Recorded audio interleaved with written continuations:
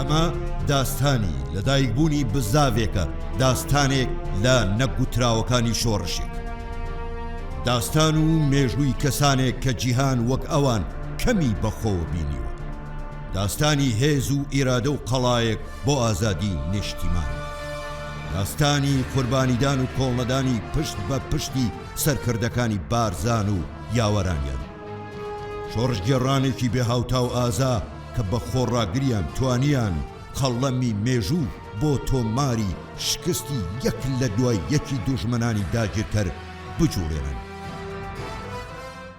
ئەم داستانانە سەفەرێکن بۆ زیاتر ئاشنابوون بە شۆڕش و نەبەردیەکانی بەردەوامی بزاوی بارزان.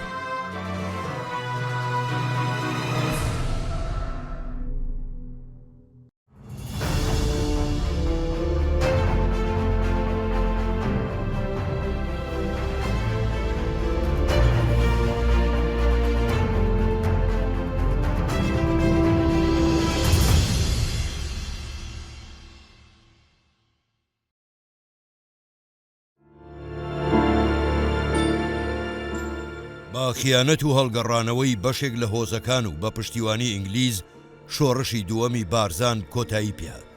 لە ئەنجامدا بە هەزاران ماڵباتی بارزانی بە گەورە و بچووکە و لە ڕێکەوتی 11 تشرینی یەکەمی 1945 بەدەم چەرمەسەری و سەختی ڕێگاوە لە خاڵی سنووری کێلەشین مەرگەوەڕ پەڕینەوە و ئاوارەی ڕۆژهەڵاتی کوردستان و وڵاتی ئێران بوون. دوایی گەیشتنیان بارزانیەکان لەلایەن خەڵکی ڕۆژهەڵاتەوە پێشوازیەکی بێوێنەیان لێکرا و ئەوەی لە توانایاندا بوو لە یارمەتیدانیان درێغی نەکرا. خێزانەکان بەسەر چەند ناوچەیەکی جیاوازی ڕۆژهەڵاتی کوردستاندا دا بەش بوون و مستەفا بارزانی و بەشێک لە شێخانی بارزان بە خێزانەوە لە شاری شنۆ نیشتەجێ بوو.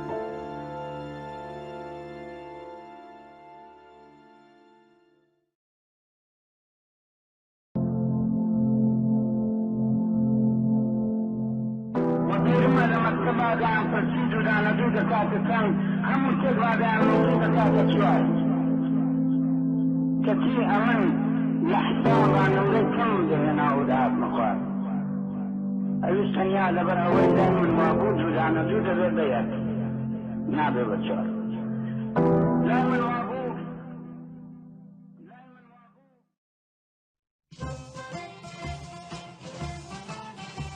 لا ڕێکەوتی 22 کانونی دووەمی 1946 با پشتیوانی یەکێتی سۆڤیەت کۆماری دیموکراتی کوردستان لە مەهاباد جاردن. بۆ ئاهەنگی جاردانی کۆمار مستەفا بارزانی بانگهێشتی مەهاباد کرا. لە دانیشتنێکدا لەلایەن پێشەوە قازی محەممەدەوە داوا لە مستەفا بارزانی کرا بە خۆی و هێزەکەیەوە پشتیوانی کۆمارە تازە دامەزراوەکە بکەن و ڕۆڵی کاریگەری خۆیان تایدا بجڕن. مستەفا بارزانیش لەلایەن خۆیەوە بەڵێنی پشتیوانی کۆماری بە پێشەوادا و گەڕایەوە شاری شنۆ.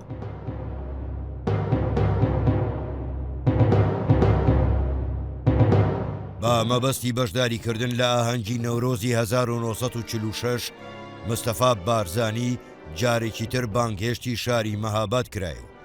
لەوێ بابەتی پڕچەککردنی بارزانیەکان لەگەڵ بارزانی تاوتوێ کرایەوە و بڕیاردرا پیاوانی بارزانی لە تەمەنی 15 ساڵیەوە تا 60 ساڵی لە هێزێک بە ناوی هێزی بارزان ڕێک بخرن.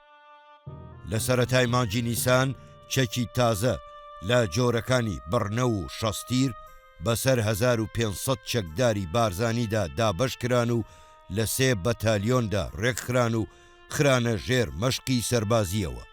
700 چەکداریش وەک هێزی یەدەک مانەوە. 3 بەتالیۆنەکەش بەم شێوەیە ڕێکخران.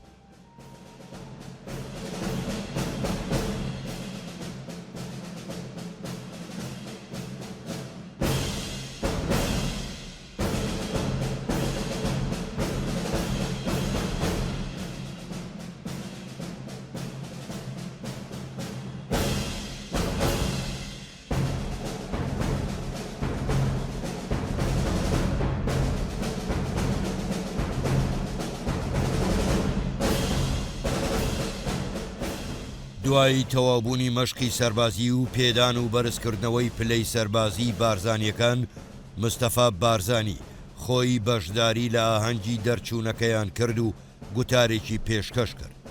هەرنەوێش بڕیاردرا هەر سێ بەتالیۆن ڕەوانەی بەرەی سەقز بکرێن. بەو پێیەی بەرەکە لەلایەن سوپای ئێرانەوە مەترسی پەلاماردانی لەسەر پەیوەندیکردنی لەشکری بارزان بە هێزی پاراستنی کۆمار کاریگەریەکی گەورەی هەبوو لەسەرەوەی هۆزە کوردیەکانی ڕۆژهەڵاتیش دوودڵی خۆیان بەلاوە بنێن و چەکدارەکانیان بخەنە خزمەتی کۆمار. ئەوە بوو تا مانگی ئایاری 1946 بەدەیان سەرۆک هۆز و بە هەزاران چەکداری هۆزەکان هات نەپاڵ هێزی کۆمار و بەڵێنی پاراستنی کۆماری کوردستانیاندا.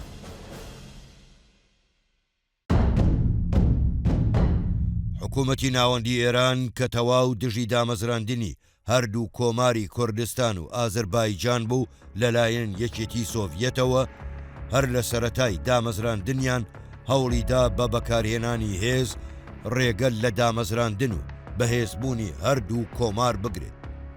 بۆ ئەم مەبەستە هێرشەکانی سوپای ئێران لە ڕێکەوتی 29 نیسانی 1946 وەک ئەوەی مەزەندە دەکرا لە بەرەی سەقزەوە دەستی پێکرا و تۆپخانەی سوپا لە بەرزایەکانی قاراوە بەرامبەر فەوجی یەکی لەشکری بارزان جێگیر کرا.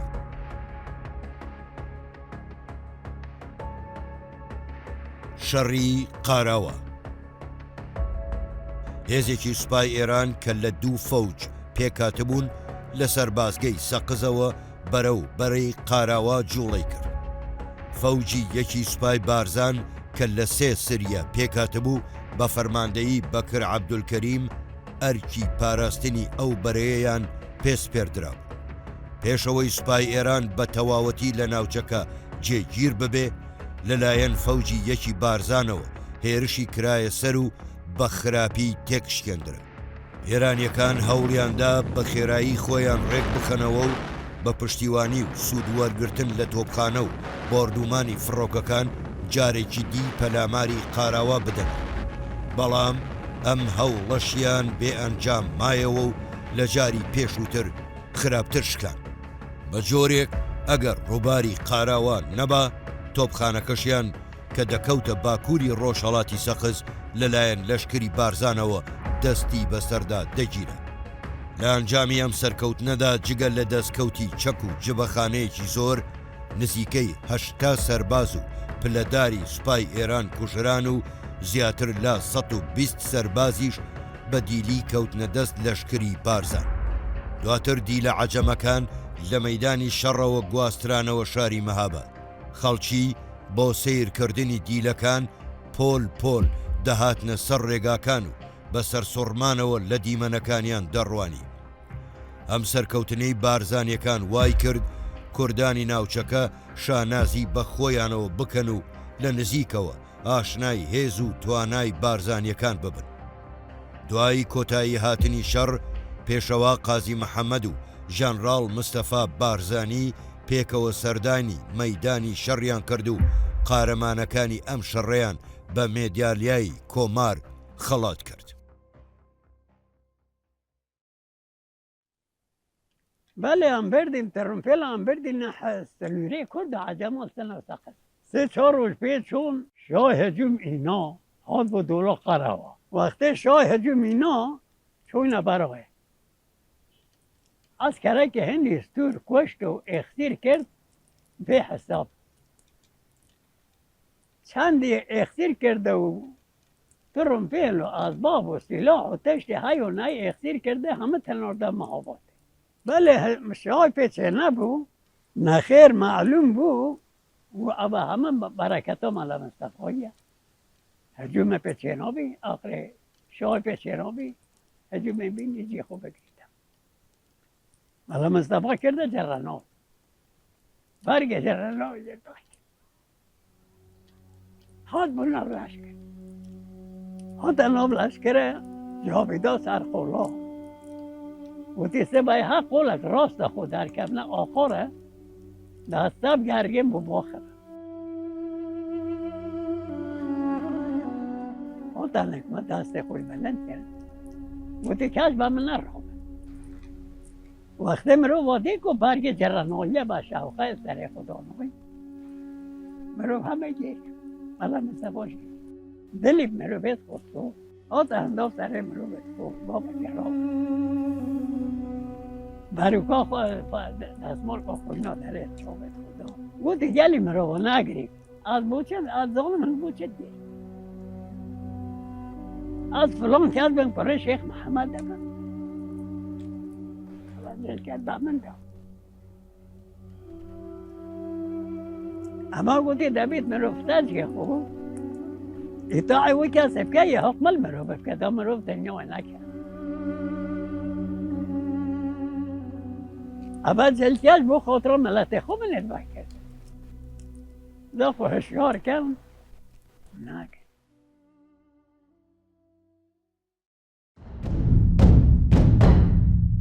شەڕی ملە قەرەنی کاربەدەستانی ئێران هەوڵیاندا بە فێڵ و تەڵەکە قەرەبووی شکستەکەی قاراوە بکەنەوە کە بۆ خۆیان بە شەرمەزاریەکی گەورەیان دەزانی ڕێگای گەیاندنی یارمەتی لە سەقزەوە بۆ سەربازگەکانی بانە و سەردەشت دەکەوتە ژێر دەسەڵاتی هێزەکانی کۆمار جەنرال ڕزمارە لە سەرەتای مانگی ئایار هاتە سەقز بۆ ئەوەی لەسەر بابەتی بەکراوەیی هێشتنەوەی ڕێگاکە و کێشەی سنوور دانوستان لەگەڵ کاربەدەستانی هەردوو کۆماری کوردستان و ئازەربایجان بکات دوای دانوستان کاربەدەستانی کۆمار ڕازی بوون ڕێگاکە بەکراوەیی بهێڵڕێتەوە ڕزمارە ئەو دەرفەتەی قۆستەوە و هێزێکی زیاتری لەسەر بازگەی سەقز جێگیر کرد ڕۆژی 15 حوزەیران کە وادەی جێبەجێکردنی پلانەکە بوو جەنرال ڕزمارە لە بەردەم سەربازەکان وەستا و گوتی هەموو شەرەفی سوپای ئێران بەندە بەو شەڕەی ئەمڕۆ بۆی دەچن بەرەبەیانی ڕۆژی 15 حوزەیران سوپای ئێران هێرشێکی سەختی کردە سەر بەتالیۆنی دووی سوپای کۆمار بەو پێیەی ئێرانیەکان لەو شەڕەدا جۆرەها چەکیان لەبەر دەست بوو دەستیان لە هیچ کردەوەیە نەدەپاراست سەرەتا باڵانسی شەڕ لە بەرژەوەندی ئەوان شکایەوە تا ئەو کاتەی سریەی یەکەمی بەتالیۆنی یەکی هێزی بارزان بە فەرماندەیی محەممەد ئەمین میرخان بەهانای بەتالیۆنی دووی سوپای کۆمارەوە هات بە هاتنی بارزانیەکان بارودۆخی شەڕ گۆڕان بەتالیۆنی دووش ورەی بەرز بۆوە و زیاتر دەستی کردەوە خۆیان گەیاندە تۆپخانەی سەقز و بێدەنگیان کرد دوای شەڕێکی سەخت و قارەمانانە سەرنجام دوای نیوەڕۆ ئێرانیەکان بە تەواوەتی شکان و بە زیانێکی یەکجار زۆری گیانی و مادی لە مەیدانی شەڕ ڕایان کرد لەو شەڕەدا ژمارەیەک چەکداری بارزانی بریندار بوون خۆشەوی کوڕی خەلیل خۆشەوی تەمەن 19 ساڵانیش شەهید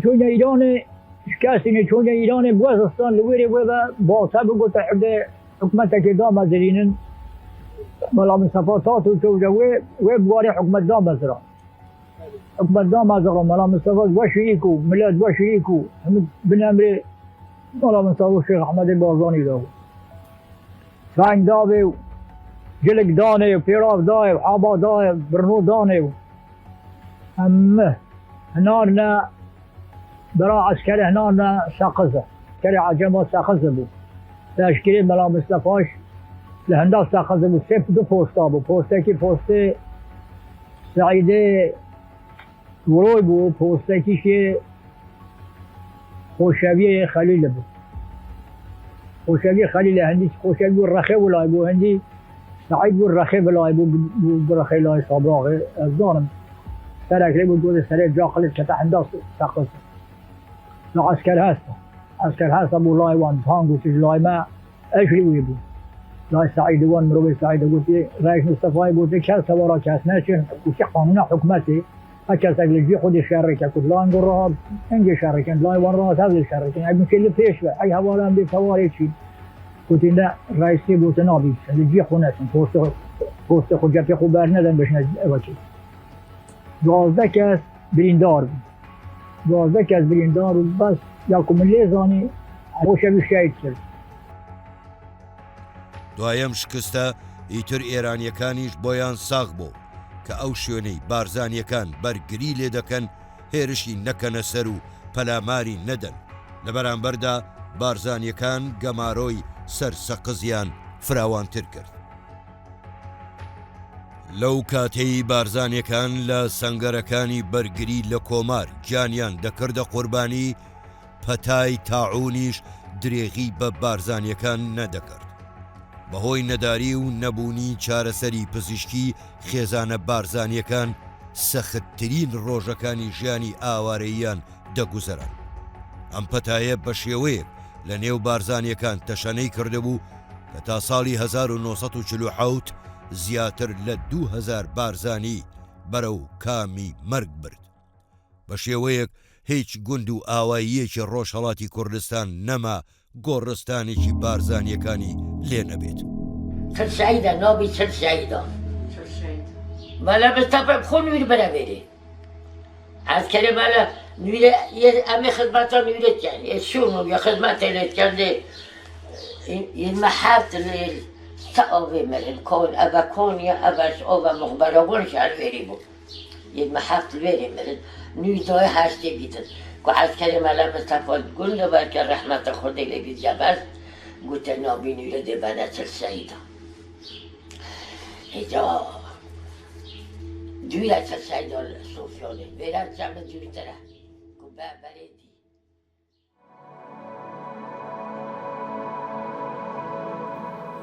بنەماڵی بارزانی سێ جار بۆ شنوێ کۆچیان کردووە کۆچێکی کە لە سەر ڕووی شۆڕشەوە بووی چەند ساڵی 1945 پێش دامەزرانی کۆماری مەهاباد مامۆستا قازی خزری قازی شنۆ دەیجێڕاوە دەیکوت وەختە کە خەبەر هات مەرحووم مەلا مستەفای بەخۆ بە 20 نەفەرێکی هاتووە بۆ دزێ مەرگەوەڕ و میوانی سێت عەبدوڵڵا ئەفەندیە ئەمە لێرە ئینتیزارمان کردو و تەشریفی هینە شنوێ و لە شنوێ ئەو دەم دەیجێڕاوە کە حدودی ئەوەڵی پاییزی لای ئێمە بوو لەو ناوچەیە لەوێن دەرێدا دەیکوت ئەو جارێ بنەماڵەکان هاتن حدودی 3-4 هەزار نەفەر بوون کە شێخ ئەحمەدی بارزانی دێتن و جەماعەتە چێکجار زۆر و دێنە شنوێ و لە شنوێ دەمینەوە میوانی قازی خزری دەبن و هەر لە ماڵەویش دەمینەوە ماڵەکان بۆ بەجێ دەیاڵێت و ئەو دەم مامۆستا قازی دەیکوت زۆر نەخۆش بێ جلوبەرگ زۆر کەس چون خواردن و خەوە خۆشیان نەبووەمە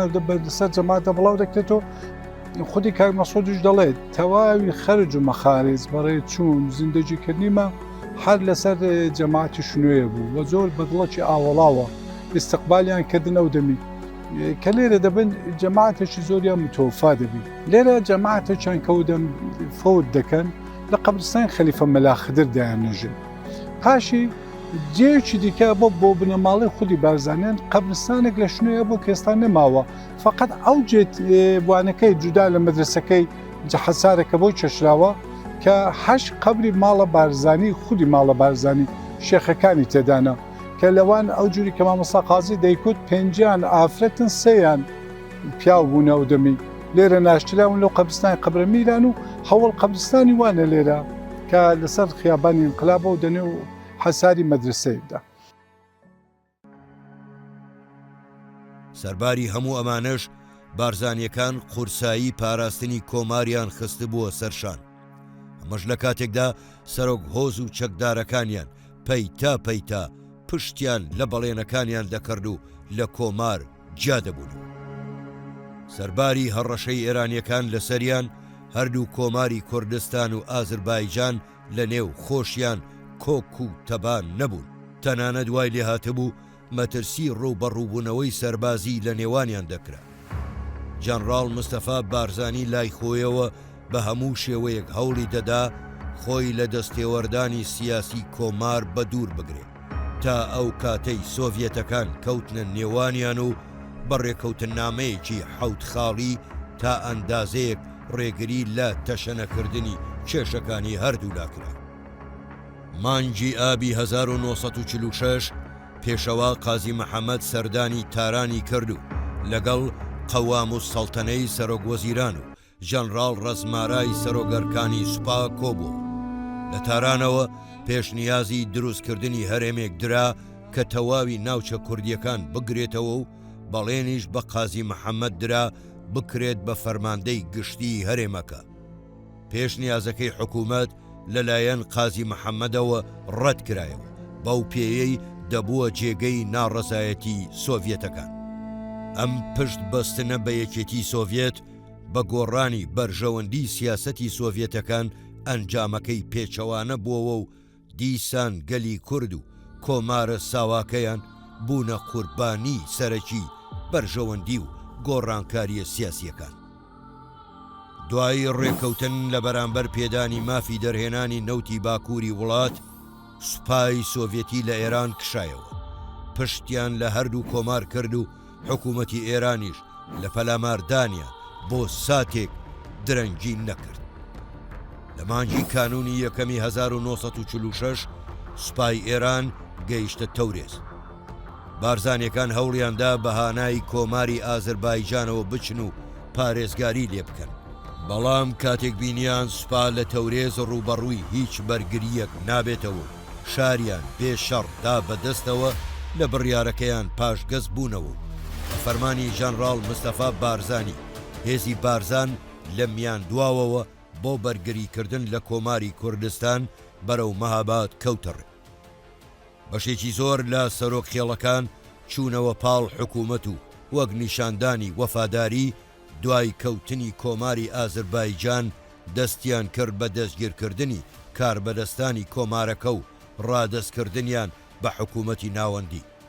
هاوکات هەوڵیاندا بە هێزی چەکدار ڕێگەل لە کشانەوەی هێزی بارزان بگرن و هاتنە سەر ڕێگای بارزانیەکان، بەڵام زۆر بە خراپی لەلایەن بارزانیەکانەوە وەڵام درانەوە و تێکشکن.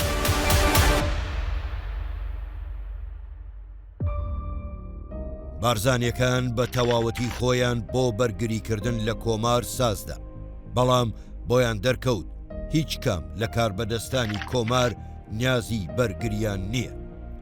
بۆیە ژەنڕاڵ مستەفا بارزانی فەرمانی کرد تەواوی هێزی بارزان لە سەقز و سەردەشتەوە بگەڕێنەوە مەهابات و تەواوی خێزانە بارزانیەکانیش ببرێنە ناوچەی شنۆ.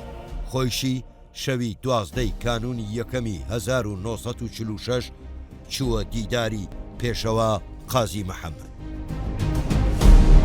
بارزانی دیدارەکە وەها دەجێڕێتەوە.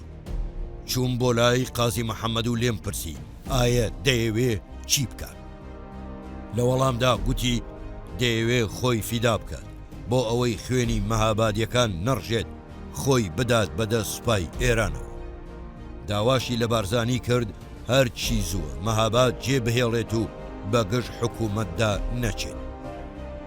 بارزانی داوای لە قازی محەممەد کرد خۆی بەدەستەوە نەدات و بەڵێنی پێدا تا دوا دڵۆپی خوێنی بەرگری لە خۆی و کۆمارەکەی بکات، بەڵام قازی بڕیاری خۆی داو. لە کۆتایی دیدارەکە بە چاوی پڕ لە فرمێسکەوە سوپاسی بارزانی کرد و نزای سەرکەوتنی بۆ خۆست. ئاڵایەکی کوردستانیشی وەک ئەمانەت ڕادەستی بارزانی کرد و داوای لێ کرد بەڵێنی پێ بدات وەک دوا ئەسپەردەی ئەو پارێزگاری لێ بکات. بەڵام لە چێنێ نەژمار تەنیا ئەوەندەی دەزانم ئەگەر لەشم سەد پارچەکەن بمگە لەژێر بن لەو ڕەگبار بچمە سەردار دڵم دێتە سەردار. کوردستان هەر وڵاتێکە و نابێ بە چەق. دوای دیدارەکە جەنەڕاڵ مستەفا بارزانی گەڕایەوە نەغەدە و لە حەفتەی کانونی یەکەم هەواڵی کەوتنی کۆماری کوردستانی لە ڕادیۆ 20. هەردوو کۆماری ئازەربایجان و کوردستان تێکشکێنران، بەلا مستەفا بارزانی و ئەفسەرە ڕاکردوەکانی سوپای عێراق لە مەهاباد کشانەوە. قازی محەممەد لە میاندووە و خۆیدا بەدەست سوپای شاهنشاهی ئێران و دەست بەسەر مەهاباد میاندووە و ڕەزاییە خۆی ماکۆ جولفا و چەند شارێکی دیکە تا دەگاتە ئاستارادا گیرا. زیاتر لە 400 ئەندامی حزبی دیموکراتی پێشوو ئەفسەری هەڵاتووی سوپای ئێران دەستگیر کران.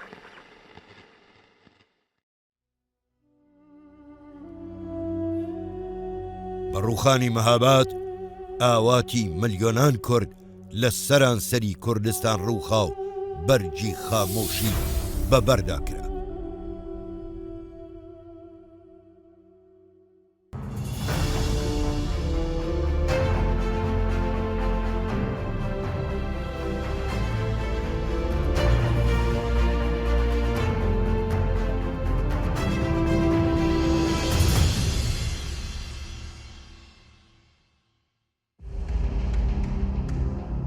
دامەزراندنی پارتی دیموکراتی کوردستان.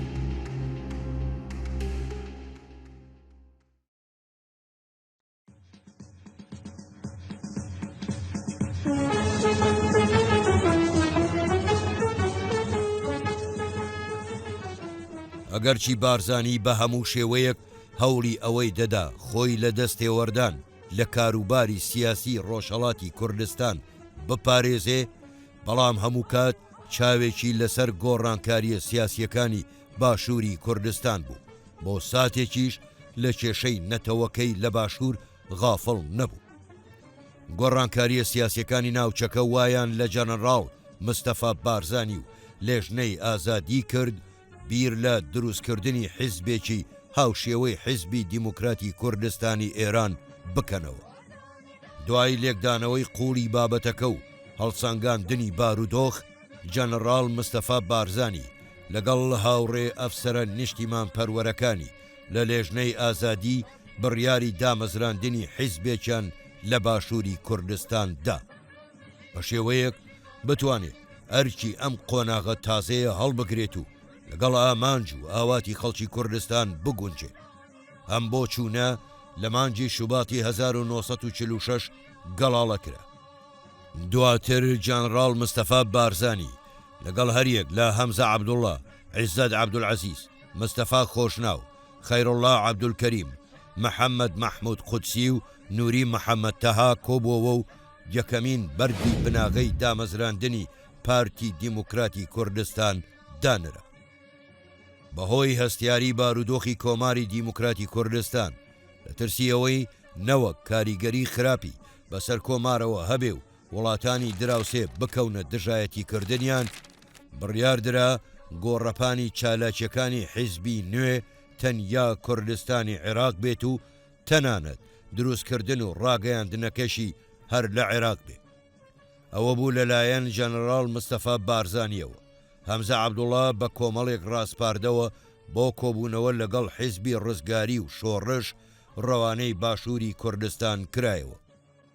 دوای گەیشتنی هەمزە عەبدوڵڵا و ئەنجامدانی چەندین کۆبوونەوە، ڕاستپاردەکانی بارزانی گەیەندرانە حیزبەکانی باشوور و ئەوانیش ئامادەیی خۆیان نیشاندا خۆیان هەڵبوەشێنەوە و لەو حیزبە نوێیەدا درێژە بە خەباتی سیاسی خۆیان بدەن. سەرنجام دوای خۆ هەڵوەشاندنەوەی هەردوو حیزبی ڕزگاری و شۆڕش لە ڕێکەوتی 16 ئابی 1946 یەکەمین کۆنگرەی پارتی دیموکراتی کوردی عێراق لە بەغدا بە شێوەیەکی نهێنی بەستراو پارتێکی سەرتاسەری کوردی شۆڕجێر لە باشووری کوردستان دامەزرا.